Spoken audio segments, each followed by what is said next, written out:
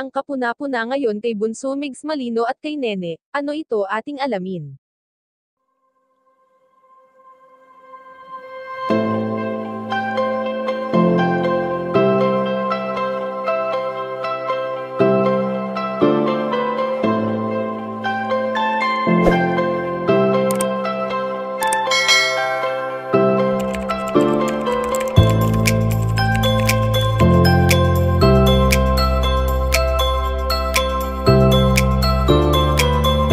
Alam naman natin kung gaano kasaya ngayon si Nanay Belen sa tuwing nakikita niya ang kanyang mga anak na magkakasama at nagkakasundo-sundo sa anumang bagay.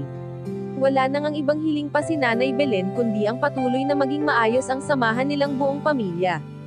Sa kung anong pagmamahala na ipinapakita sa atin ng pamilya Malino ay talaga namang kahanga-hanga ito, dahil hindi naman lahat ng magkakapamilya ay ganito ang turingan sa isa't isa. Sa ngayon nga ay nagpahayag ng walang hanggang pasasalamat si Nene sa kanyang Kuya Migs, dahil sa pagmamahal na ipinaparamdam nito sa kanila na kahit napapagod na ay patuloy pa rin sa kanyang mga ginagawa. Sabi nga ni Nene ay sadyang inuuna sila ng kanyang Kuya Migs higit kanino paman, na alam naman natin na ang pamilya ng binata ang tanging top priority nito. Hindi naman lingid sa ating kaalaman na noong nag-umpisa si Bunso Migs Malino sa kanyang pagbablog ay si Nene na ang kanyang kasakasama, noong nawala ang yumaong si Cutie Mahal. Kaya naman ayon sa aming impormasyon na nakalap na may kapuna-puna kina Nene at kay Bunso Migs Malino at ito ang pagiging sobrang sweet sa isa't isa, na talaga namang marami ang humahanga sa closeness na mayroon sila.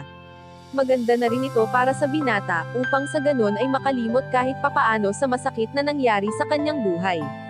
Kayo mga kachika, anong masasabi nyo dito? Please leave the comment and don't forget to subscribe.